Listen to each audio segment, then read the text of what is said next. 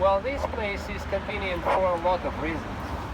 It has natural ruins, it has Pavlov's house, it has the Volga River, it has the ferries, it has the so-called Radintsev's wall, where the 13th Guards Division of Radintsev disembarked, well, to practically save Stalingrad from taking, just in time. That is making the whole story quite a thriller, because he had arrived probably just one day later, then the whole story would be, there would be no story of Stalingrad, probably.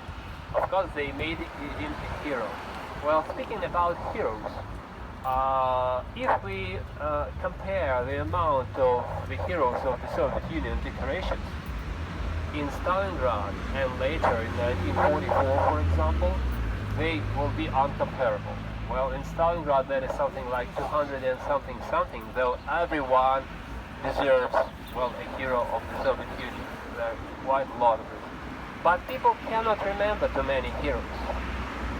According to Stalin's vision, he said heroes must be real heroes and people can remember only several heroes.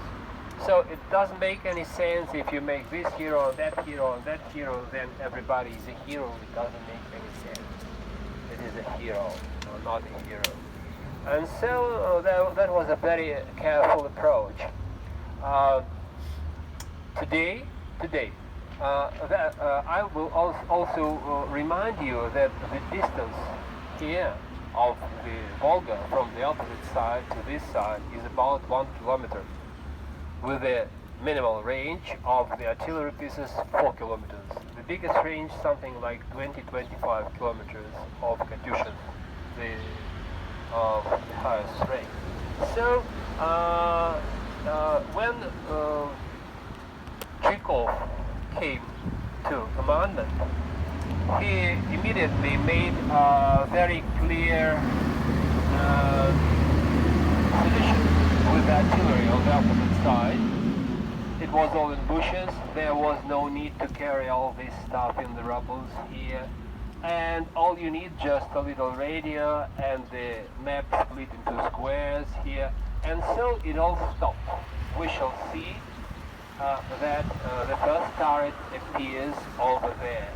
Then there was no sense of coming to the bank. On the opposite side there were all types of ammunition, and including anti-aircraft artillery pieces that were just pointing right on you. So reaching the bank of the Volga was practically senseless.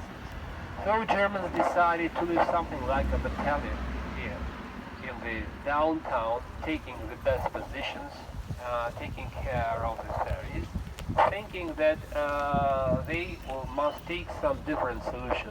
There was an attempt to take different solutions, but the different solution had only one choice: factory areas. We have seen to them that factory areas failed too. We have seen that Mamai Hill failed too. So that was failure and failure again. What was happening here? When this place became more or less safe, there was no real big action here. Well, a big inflow of correspondents, photographers, and everybody just moved into the city to make a report of the heroes of Stalingrad. They were living everywhere, and their purpose was to produce, well, a lot of articles, to produce a lot of pictures, to produce of everything. Because the city was all destroyed by this time, and the correspondents had little idea which street is what, which house is what. They were mainly calling them the color or the name of commanders and so on. For example, there was a milk house in front of it, which had nothing to do with dairy products or milk. That was just a color of milk. There became a Pavlov house, because this house had been taken by Sergeant Pavlov, this guy, and held.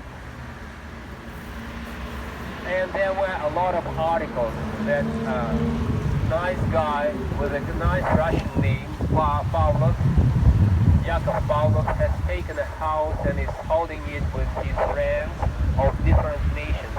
all this was a very socialist picture. Different nations united by a Russian guy with a good Russian name, holding a very good position, being real heroes. I say there is nothing wrong about Pavlov.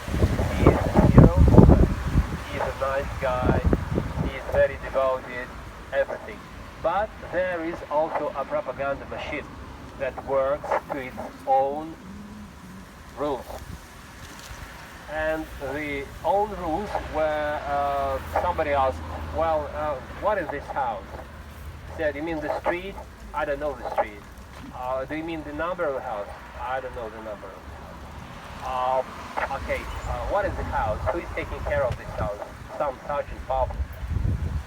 Okay, let's make it Pavlov's house. And they made it Pavlov's house, and it was got into the front of newspapers and became something like an indispensable thing of the reality. And so Pavlov became something like a very well-known person. By the way, he was even the hero of the Soviet Union only after the war.